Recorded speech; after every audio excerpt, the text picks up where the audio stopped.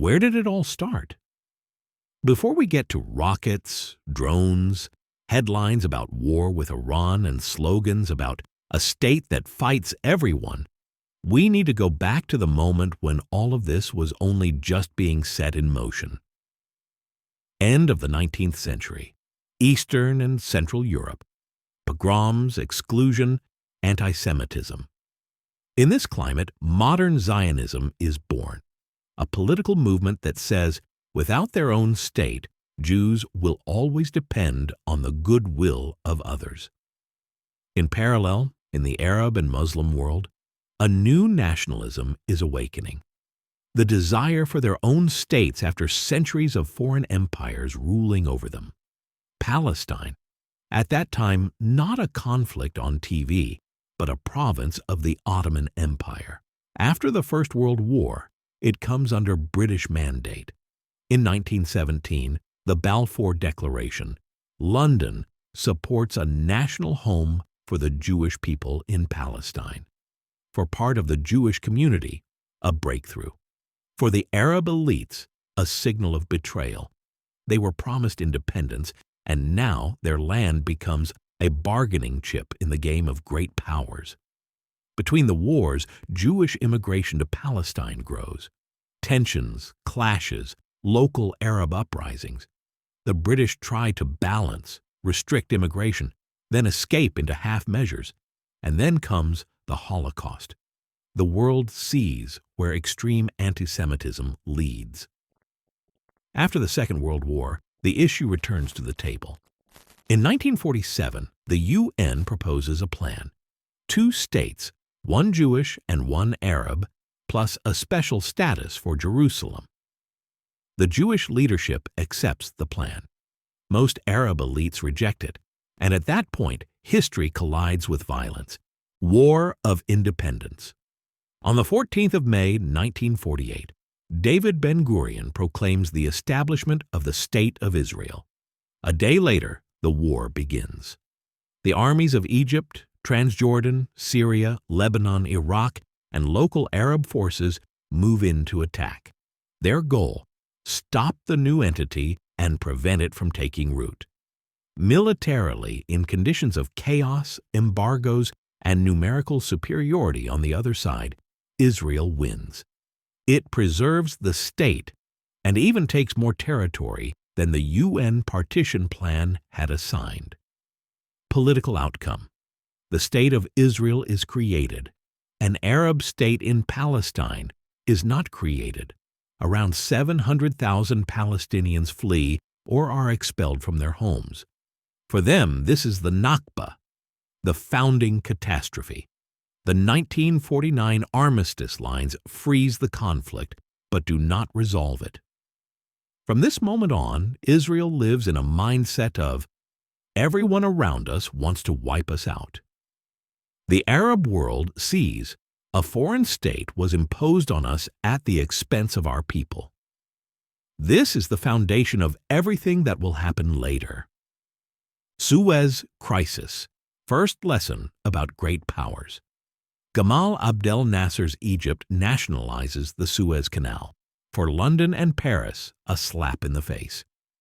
Israel gets an offer. You strike in Sinai, we'll block Egypt from the canal side. Militarily, Israel, France, and the United Kingdom win on the ground. Israel shows its ability to launch a rapid offensive and reaches the canal. As a result, the USA and the USSR apply pressure and threaten consequences. The trio has to withdraw. Egypt, in propaganda terms, declares victory. Israel receives guarantees of freedom of navigation and a temporary UN presence in the area, but understands something more important. You can win the battle and lose the politics if you don't have a superpower behind you. 1967, Six-Day War. Lightning victory, long shadow years of rising tensions, rhetoric about pushing them into the sea, the expulsion of UN forces from Sinai, the blockade of the Straits of Tiran. For Israel, these are signals of an approaching catastrophe. Decision: a preemptive strike. Militarily, within 6 days, Israel crushes the forces of Egypt, Syria, and Jordan. It captures the West Bank along with East Jerusalem, the Gaza Strip, the Sinai Peninsula, and the Golan Heights. The result: Israel becomes the undisputed military power of the region. But from this moment on, it controls millions of Palestinians as a population without its own state. The world sees a map on which Israel is bigger, stronger, and at the same time more entangled in the dispute over occupation and settlements. This is where the modern axis of the conflict is born. Not only Israel versus Arab states, but Israel versus Palestinians under occupation. Yom Kippur War, a shock that opens the door to peace. On the 6th of October 1973, on Yom Kippur, Egypt and Syria launch an attack.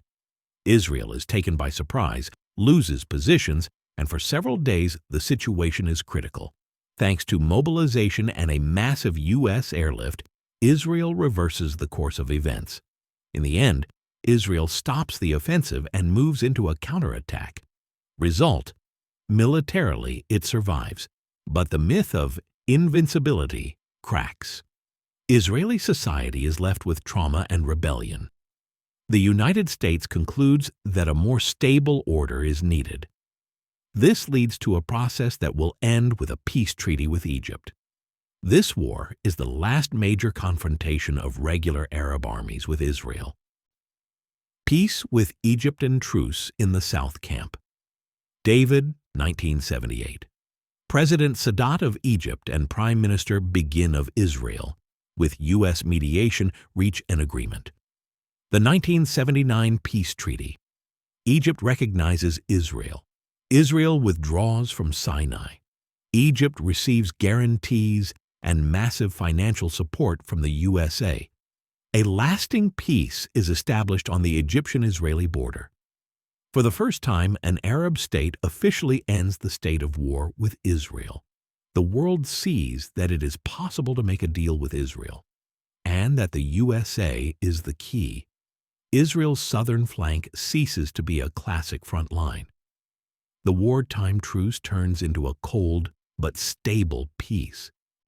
Peace with Jordan. Another key step: the peace treaty with Jordan in 1994. This is no longer just a ceasefire, but a formal sorting out of relations with yet another neighbor. Agreed borders and rules of the game along the long desert frontier, tighter intelligence and security cooperation, especially against extremist groups, coordination around the holy sites in Jerusalem, where Jordan keeps a special custodial role. The political effect is simple. Another neighbor drops off the list of open enemies, and security interests start to overlap in many areas. From this moment on, the state that fights everyone is less and less often facing regular Arab armies, and more often non-state actors, armed organizations, rockets from Gaza and Lebanon, and a growing internal conflict with Palestinians in the occupied territories. Lebanon. The PLO leaves. Hezbollah enters. Israel moves into Lebanon to stop rocket fire from the north and break the Palestine Liberation Organization.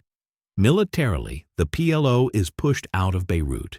Its leadership relocates to Tunis.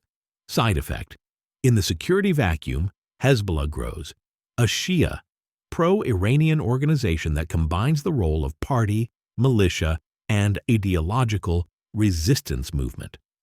Israel wins battles, but creates the conditions for a long-term, asymmetric enemy that will become one of its main opponents on the northern border. First Intifada.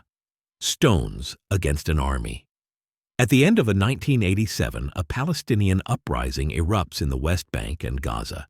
Demonstrations, riots, boycotts of Israeli products, general strikes, children with stones facing soldiers. These images are on world TV screens every day. A conflict that many had seen as a border dispute suddenly looks like daily occupation and a popular uprising. Militarily, Israel keeps control of the territories. The army doesn't lose a single conventional battle. Political outcome. Israel and the PLO, for the first time, begin real official talks. In 1993 to 1995, the Oslo Accords are signed. The Palestinian Authority is created as a seed of Palestinian self-government on part of the territories. The world embraces a new narrative. Maybe two states side by side really can emerge.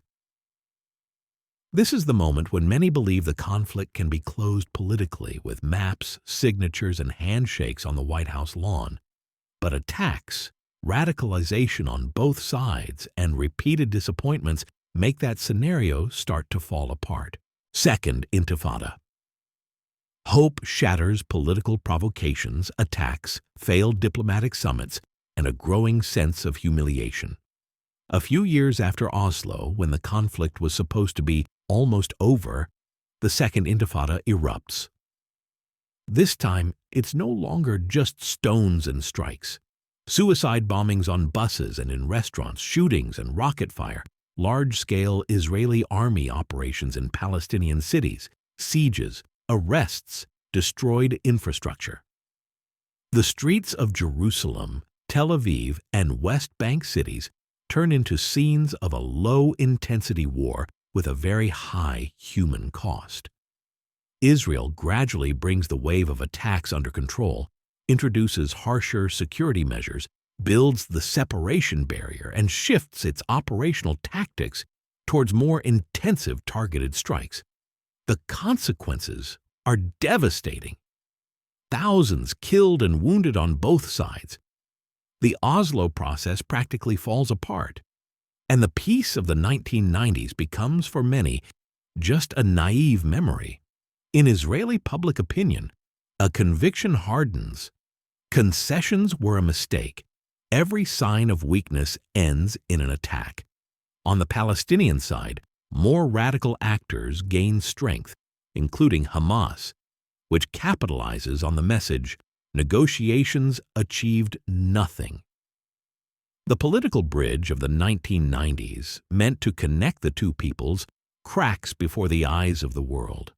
What remains is violence, a wall, and mutual fear. Gaza, Hamas, and wars on repeat. In 2005, Israel unilaterally withdraws its army and settlers from the Gaza Strip. Technically, the end of a permanent military presence inside Gaza. Politically, the start of a new phase of chaos. In elections and the internal struggle for power, Hamas gains the upper hand, an Islamist political military organization that does not accept the existence of Israel and builds its legitimacy on armed resistance. Brutal clashes with Fatah follow, and Gaza and the West Bank de facto drift apart politically. Then comes a series of armed conflicts, 2008/09, Operation Cast Lead, 2012, 2014, and further rounds. Israel inflicts heavy losses on Hamas, destroys part of its tunnels, weapons depots, and infrastructure. But Hamas retains the capability to fire rockets and each time tries to rebuild its structures. The result, the blockade of Gaza, tight control of borders, sea and airspace by Israel and partly Egypt, recurring cycles, rockets, Israeli airstrikes and ground operations, ceasefire, brief pause, another escalation. Extremely harsh living conditions for civilians in Gaza, unemployment, destroyed infrastructure, limited access to the outside world. For part of international public opinion, Israel becomes a symbol of power used against a weaker neighbor. For many Israelis, a besieged state, constantly under fire and without the luxury of weakness. This is a never-ending round model. The conflict resets every few years, but never truly ends. War with Hezbollah. On the border with Lebanon, Israeli soldiers are kidnapped by Hezbollah. This is not some marginal incident. It's a detonator. In response, Israel launches an offensive, airstrikes on infrastructure in Lebanon, attacks on Hezbollah bases, later limited ground operations. Hezbollah responds with intense shelling of northern Israel. Rockets fall on cities, and shelters become everyday reality for hundreds of thousands of people. There is no clear winner. Israel destroys part of Hezbollah's infrastructure and Lebanon's transport network, but it is unable to break the organization itself or completely stop the rocket fire. Result: massive destruction in Lebanon. Thousands killed and wounded, ruined districts and roads. Hezbollah emerges with the narrative, "We survived the Israeli attack, therefore we won," which strengthens its position in the Arab world. Northern Israel remains under the constant threat of thousands of rockets, and the Israeli-Lebanese border turns into another front-line ticking minefield on the region's map. For years, the Israel-Iran conflict plays out in the shadows. Cyber attacks, mysterious explosions, assassinated scientists, and support for Hezbollah, Shia militias, Hamas, and the Houthis. In 2025, it finally breaks into the open. In mid-June 2025, Israel launches a large-scale operation of strikes on Iranian targets, nuclear program facilities, missile bases, military infrastructure. According to available data, the attack covers more than 100 targets, including elements of the installations in Natanz and other sites. Iran responds with salvos of rockets and drones aimed at Israeli cities and key facilities. Some are intercepted, some hit civilian and infrastructure targets. There are casualties on both sides. International observers warn of the risk of a full-scale regional war. Result: with its own capabilities and U.S. support, Israel delivers a serious blow to elements of Iran's nuclear and military program. Iran demonstrates its ability to carry out long-range strikes, but does not break through Israel's defenses or its technological edge. The first such overt full-scale phase of an Israel-Iran war. Fierce reactions in international forums, calls for investigations and sanctions, confirmation that Israel is willing to strike not only neighboring states, but also a regional power if it judges it an existential threat. This is the moment when the narrative of a state that fights everyone gets a new, heavy chapter. Abraham Accords, when the enemy turns into a partner. In parallel to the military wars, something happens that blows up the simple picture of Israel versus the entire Arab world. In 2020, with U.S. mediation, the so-called Abraham Accords are signed, a gradual normalization of relations. United Arab Emirates, an official agreement on full normalization signed in September 2020, ratified and turned into real economic ties, tourism and technological cooperation. Bahrain joins the framework. Morocco establishes official diplomatic relations in exchange for U.S. recognition of Morocco's claims to Western Sahara. Sudan declares its intent to normalize, but internal chaos and civil war block full implementation. For the first time since peace with Egypt and Jordan, more Arab states enter open cooperation with Israel. This undermines the old narrative of a united Arab front against Israel.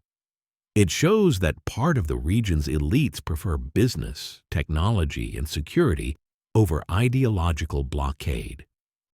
Big Brother from the USA, the umbrella without which this policy wouldn't exist. Over this whole system of wars hangs one key fact: the alliance with the USA. Since the 1970s, the United States has been the main sponsor of Israel's security. Steady military aid currently, under the 2016 memorandum, at around $38 billion over 10 years. Cooperation on defense systems, Iron Dome, David's Sling, Arrow. Without the U.S., these systems would not look the way they do. Access to U.S. weapons stockpiles, intelligence and technological support, political protection at the UN, numerous vetoes, pressure, and behind-the-scenes diplomacy. Israel can afford actions that other states in the region could not, because it has a superpower behind it. The U.S. in return has in Israel a loyal, technologically advanced ally, a foothold against Iran and other opponents. For Israel's adversaries, this is proof that it's the lapdog of imperialism. For supporters, a guarantee of survival in a dangerous neighborhood. Is this really a state that fights with everyone? The picture is more complicated. With some of its former enemies, it now has peace treaties or shared interests. With the Palestinians, it remains locked in an unresolved, toxic conflict over land, security, and rights. With Iran and its allies, it is fighting a multi-layered war, from Syria to cyberspace. On the narrative front, it clashes with the BDS movement, UN resolutions, and accusations of apartheid, while at the same time benefiting from the U.S. umbrella and the goodwill of part of the Western and Arab world. This is not a comic book where Israel is either a superhero fighting the whole world or a villain surrounded by innocents. It is the story of a state that, from the day it was born, has lived in a logic of danger, built a powerful army, taken on the role of occupier, signed some treaties, squandered some chances for peace, has Big Brother America above it, and in front of it both real threats and propagandistic demons. As long as the core remains unresolved, the status of Palestine, the security of both peoples between the Jordan and the sea, Iran's role in the region and the limits of the use of force, the question is not, does Israel fight with everyone? The real question is, on how many fronts at the same time is it fighting its wars, military, political, and narrative, and what price do ordinary people on both sides pay for that? If you want more videos that, instead of propaganda, lay out the facts, dates, wars, treaties, the backstage of alliances, subscribe to the channel, leave a comment, and tell me which front to break down in a separate episode. Hamas and Gaza, Hezbollah, the 2025 war with Iran, the Abraham Accords, or the narrative wars at the UN.